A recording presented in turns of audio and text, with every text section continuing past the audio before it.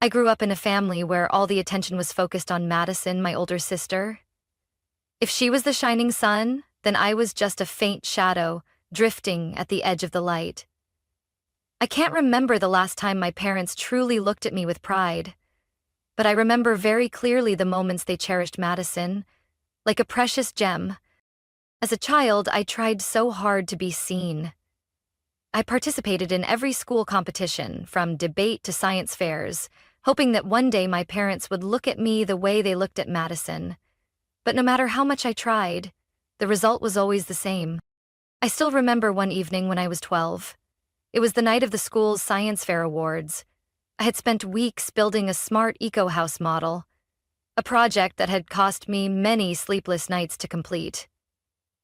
When they called my name for first place, I could hardly believe my ears. In my hands were a certificate and a gleaming medal, and my heart was filled with hope. When I got home, Madison was sitting on the sofa, beaming as she talked about the dance routine she had just performed at her school's dress rehearsal. Everyone clapped so loudly, Mom. The teacher even said I have a natural talent, Madison said excitedly, her golden hair catching the soft glow of the table lamp beside her. I waited. I waited for the moment Mom would turn to me, see the medal in my hands, and praise me. But instead, she simply ruffled Madison's hair and said proudly, "You really have an artistic gift, sweetheart." I stood there, gripping my certificate tightly, feeling a suffocating weight in my chest. When I finally spoke up, "Mom, I won first place at the science fair today." She barely glanced at the medal before giving me a small smile. "That's nice, honey. Was the competition hard?" I fell silent. Dad sat in his armchair, eyes still glued to his newspaper, not even bothering to look up. No one asked about my project. No one wanted to know how much effort I had put into it. They just continued basking in Madison's glow. That night, I lay in bed, the cold medal in my hand, tears rolling down my cheeks. I couldn't understand why I was never enough. Years passed, and I learned to accept my place in the family. I stopped trying to get their attention and instead threw myself into academics. If I couldn't be loved, at least I could be the best in my field. And then I met Nathan. Nathan was the first person who made me feel like I truly existed. He didn't just listen, he remembered the smallest details about me, the things my parents had never cared about. Nathan knew I liked drinking chamomile tea at night, knew I loved capturing candid moments with my camera, knew I had a notebook where I wrote down my strange dreams. We started dating when I was 20. Being with Nathan felt like stepping out of Madison's shadow. For the first time in my life, I was loved without having to prove my worth. But of course, Madison wouldn't let that be. I still remember the night Nathan first came over for dinner with my family. Mom brought out her best dinnerware, and Dad poured drinks as if we were hosting an important event. But I quickly realized that the dinner wasn't about me. It was about Madison. She sat across from me, her blue eyes sparkling as she looked at Nathan. She smiled, tilting her head, her long hair shining under the chandelier. I saw the way she looked at him. The look I knew better than anyone else. "Nathan, what do you do for a living?" Madison asked, her voice unusually sweet. Nathan smiled. "I'm an assistant designer at an architecture firm." "Wow, that's so interesting. I always thought people in that field were incredibly creative." Madison giggled, her slender fingers brushing the rim of her glass. I stiffened. I knew exactly what Madison was doing. I had seen it too many times before. When she wanted something, she would get it. Throughout dinner, Madison kept finding ways to draw Nathan's attention. I tried to ignore it, telling myself that Nathan loved me, that he wouldn't be affected. But deep down, a seed of unease had been planted. After dinner, I went into the kitchen to clean up, trying to shake off the uncomfortable feeling. Then I heard Madison giggling. When I turned around, I saw her standing next to Nathan, her hand lightly resting on his arm. My heart sank.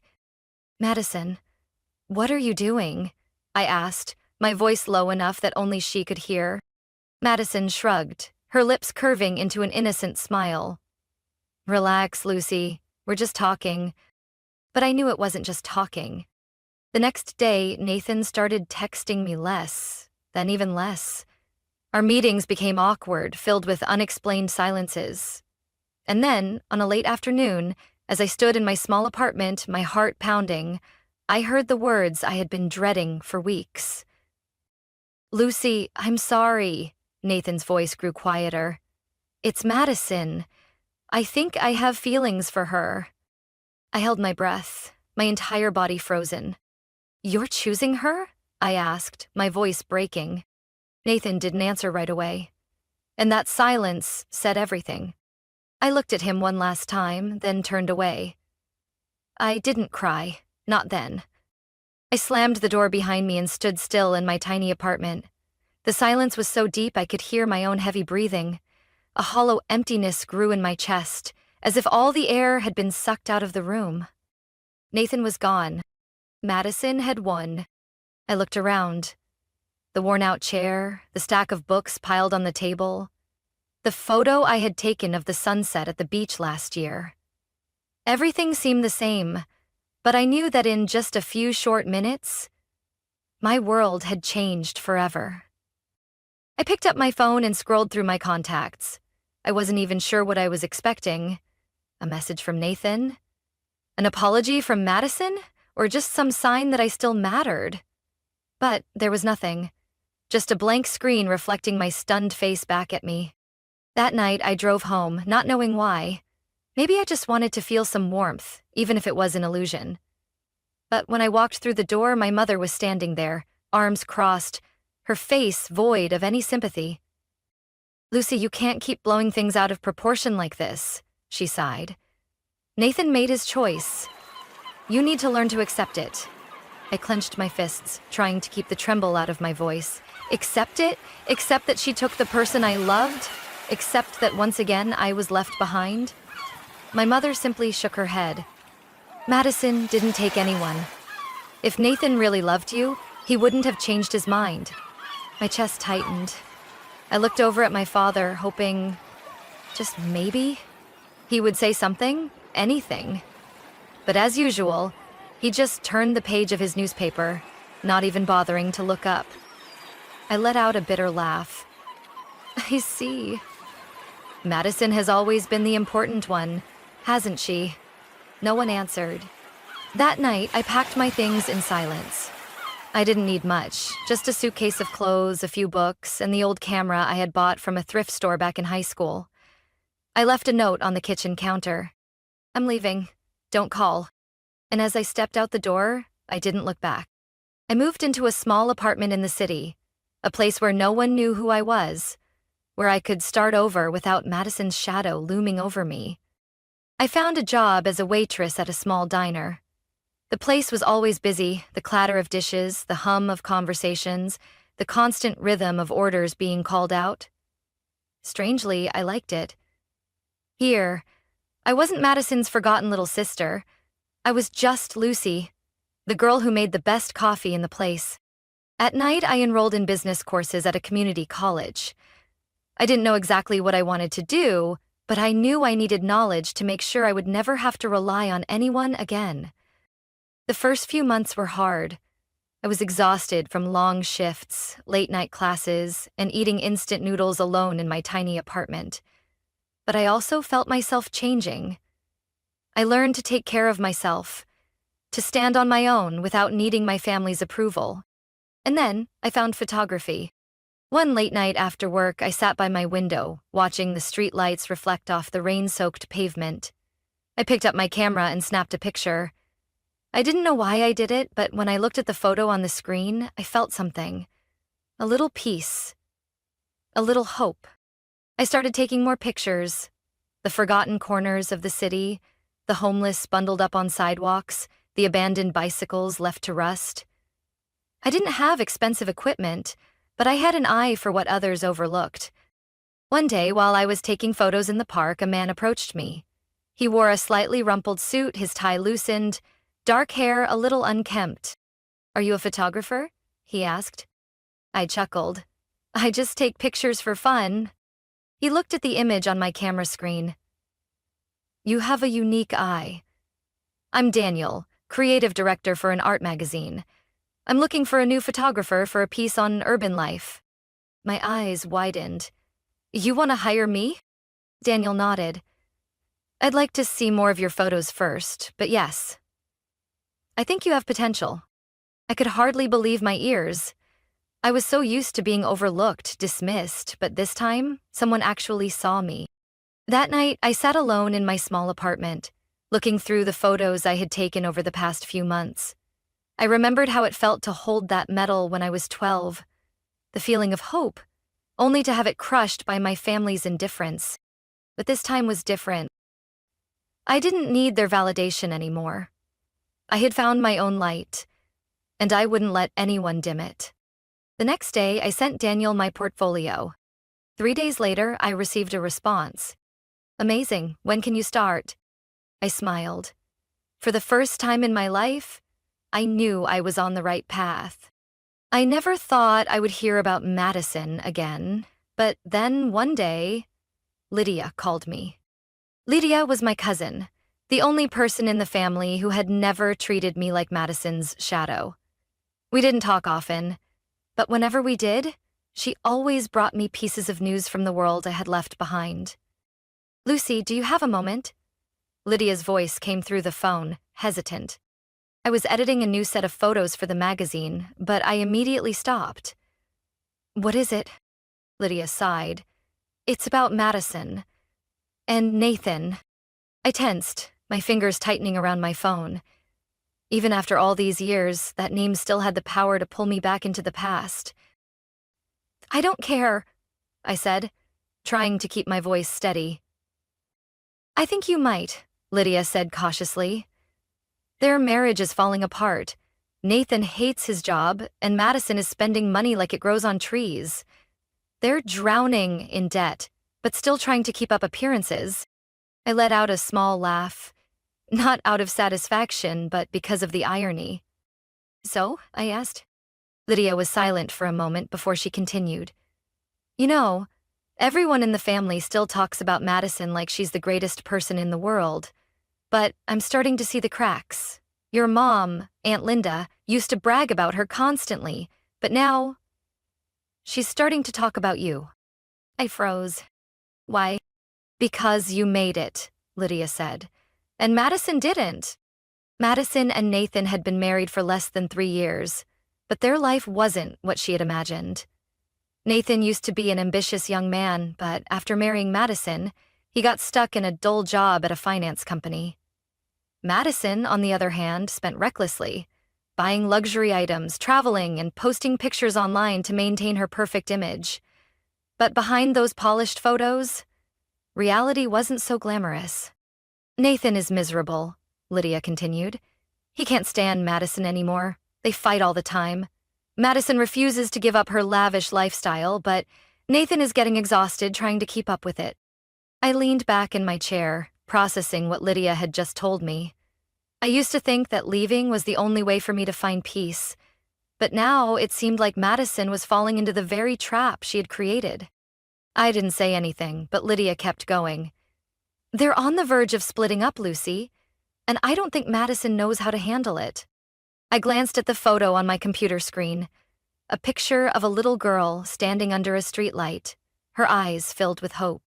Once, I had also waited for something from my family, a sign of recognition, a little love. But now, I didn't need it anymore. All of this, I said slowly, has nothing to do with me anymore. Lydia sighed. I know, but I still thought you should know. I ended the call and leaned back in my chair. No matter how much I tried to leave the past behind, it always found a way to return. Things didn't end there. A few weeks later, Lydia called me again, this time with different news. Lucy, it's about Uncle Robert. I froze. My father, the man who had always been indifferent to me, who had never truly seen me no matter how hard I tried. He didn't make it, Lydia said, her voice as light as a breeze. A strange feeling washed over me, not sadness, not regret. Just emptiness. Are you going to the funeral? Lydia asked. I didn't answer right away. I knew that if I went back, I would have to face Madison, my mother, and the family that had cast me aside. But did I really need to return? That evening, I told Daniel about Lydia's call. He sat on the couch, his eyes filled with concern as he looked at me. What do you think? He asked. I gazed out the window, the city lights shimmering like distant stars. I don't know, I admitted. I don't feel anything for them anymore. But maybe I need to go, to close this chapter. Daniel nodded. If you want to go, I'll go with you. For the first time in years, I returned to my old home. I walked into the funeral in a simple black dress, feeling like an outsider at an event I didn't belong to. My mother sat in the front row, her eyes red, but when she saw me, her expression quickly changed. Not relief, but hesitation. And then I saw Madison. She still looked as beautiful as ever, but something was different. She no longer radiated like the sun. Instead, it seemed like she was desperately clinging to something slipping away. I didn't think you'd come, Madison said, her voice sharp. I smirked. Well, surprise. Then I heard a familiar voice behind me. Lucy? Nathan. He looked older, his eyes weary, the confidence he once had now faded. When he saw Daniel step beside me, I saw the confusion flash across his face. How have you been? Nathan asked, his voice awkward. I simply shrugged. Good, and you? He gave a sad chuckle. I guess you've heard. It's not what I expected. I said nothing, just looked at Nathan, Madison, my mother, all the people who once made me feel invisible. But now, I was no longer that version of Lucy. I turned to my mother. You always said Madison deserved everything. So? Do you have what you wanted now? She didn't answer. I glanced at Madison one last time, then took Daniel's hand. Let's go. This time, as I walked out the door, I felt no heaviness. I had closed that chapter once and for all. I never expected a call from my mother. But then one evening, as I was editing the final photos for my exhibition, my phone rang. I looked at the screen. An unknown number. Instinct told me not to answer, but then I pressed accept. Lucy. My mother's voice came through, softer than I remembered, as if she had lost the certainty she once carried. I didn't respond right away. How many years had it been since we truly spoke? She cleared her throat, as if struggling to find the right words. I know you probably don't want to hear this, but I need to say it. I gripped the phone tighter. You have 1 minute, I said, my voice calm but cold. My mother sighed. Madison isn't doing well. I let out a quiet laugh, not from amusement but from the irony of it all. She had spent her entire life caring only about Madison, and now that my sister was struggling, she suddenly remembered I existed? Let me guess, I said, my eyes still fixed on the image on my screen. Nathan is fed up with the marriage, Madison has been spending too much, and now they're in financial trouble? My mother stayed silent, and I knew I was right. You don't understand, she said, her voice trembling.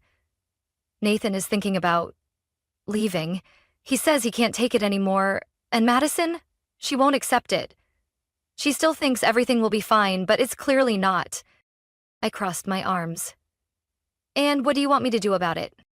My mother blinked, as if she couldn't believe my reaction. I just thought you would care. After all, she's still your sister. Sister? I scoffed. You say that as if Madison ever considered me a part of her life. She said nothing. I could imagine her gripping the phone, trying to convince me, as if this were some heartwarming family drama where I would suddenly soften and come running back. But that wasn't reality. Why did you really call me? I asked, my voice calmer than I expected. Because I realize I was wrong, she admitted. I know I treated you unfairly. I know I favored Madison too much. But you have to understand. I never meant to hurt you. I just wanted what was best for both of you. I let out a quiet, bitter laugh. No, you didn't want what was best for both of us. You wanted what was best for Madison, and you pretended I didn't exist. She didn't argue. I took a deep breath. You called me because Madison is struggling, not because you actually want to fix anything between us. You just don't have anyone else left to turn to. My mother took a shaky breath. Lucy? Please. I closed my eyes, keeping my emotions steady. I've already forgiven myself, I said, but I don't owe you anything. And I hung up. I didn't think much about that call afterward. I no longer felt anger or bitterness. I just felt relief. I spent the next month focusing on the most important project of my career, Unseen, my first photography book. The images in the book weren't just pictures of places or people. They were pieces of a story. The forgotten corners of the city, the people no one noticed, the hidden smiles, the unspoken sadness. They weren't just photographs. They were me. The book launch took place in a small but intimate gallery. The photos hung on the walls, illuminated by soft lighting. Daniel stood beside me, his hand firmly holding mine, a quiet reminder that I was no longer alone. As I stepped forward to speak, I felt something shift inside me. My whole life, I thought I was invisible, I said, my voice carrying through the quiet room. I thought I had to prove my worth to people who never truly cared. But I was wrong. I looked around the room, my gaze landing on Lydia, on Daniel, on the people who had supported me through this journey. I don't need their validation to be myself. And if anyone here has ever felt like they don't exist, remember, you are always worthy. Sometimes you just have to find your own light. Applause filled the room, but more important than the sound was the feeling in my heart. I had finally stepped out of Madison's shadow. No longer the forgotten little sister, no longer the girl struggling to be seen. I was simply me, and for the first time, that was enough. One late afternoon, as I was organizing photos for my next exhibition, I received a letter. A simple envelope, nothing remarkable, just my name, written in slanted handwriting I hadn't seen in years. I knew immediately that it was from my mother. I held the letter in my hands, feeling the rough texture of the paper beneath my fingers. A part of me wanted to rip it apart instantly, but another part hesitated. I was no longer the little girl who craved her approval. Quietly, I opened the envelope, my eyes scanning the words. Lucy, I know you may not want to read this, but I still want to say it whether you listen or not. I was wrong. I didn't see you. I let you become lost within our family. I thought Madison needed me more, but I never realized that you needed someone to stand beside you, too. It wasn't until you left that I understood. I lost you in a way I may never be able to fix. If you can find it in your heart to forgive me, I hope one day we can talk again. I placed the letter down on the table. I didn't cry. I didn't feel anger. I just felt free. How many years had I waited for this? An apology? A recognition that I wasn't invisible in my own family? But now, after finally receiving it, I realized I didn't need it anymore. Forgiveness doesn't mean returning to what once was. Forgiveness doesn't mean opening the door to the past and allowing myself to be hurt again. Sometimes, forgiveness is simply letting go. I folded the letter and placed it in a drawer. Not because I intended to respond, but because I wanted to keep it as a reminder, a testament that I had overcome everything without needing their validation. That evening, I went to my gallery, where my latest photographs were on display. Soft lighting illuminated each frame, cityscapes at dawn, unseen moments I had captured through my lens. Daniel stood beside me, his hand gently holding mine. Lydia was chatting with a group of guests, her face glowing with happiness. I walked toward a photograph displayed at the center. It was a black and white portrait of myself, taken from behind. A girl standing between two towering buildings, the light glimmering ahead while shadows still lingered behind her. A Lucy who was once forgotten, who once sought acceptance. and a Lucy who now stood free from the past. I smiled. I was whole, strong, and no longer anyone's shadow. That light ahead, it was mine. Lucy's story isn't just about betrayal or pain, it's about finding oneself. In life, we sometimes get lost in the shadows of others, overlooked, unseen. But a person's worth isn't defined by family or society's recognition. It's in their ability to rise and create their own light. Forgiveness doesn't always mean reconciliation. Sometimes it simply means letting go and moving forward. And the most important truth of all, we are always enough, always worthy, whether others acknowledge it or not. What do you think about Lucy's journey? Do you relate to her story? Share your thoughts in the comments. Don't forget to follow the channel for more powerful stories about family, life, and the journey to self-worth.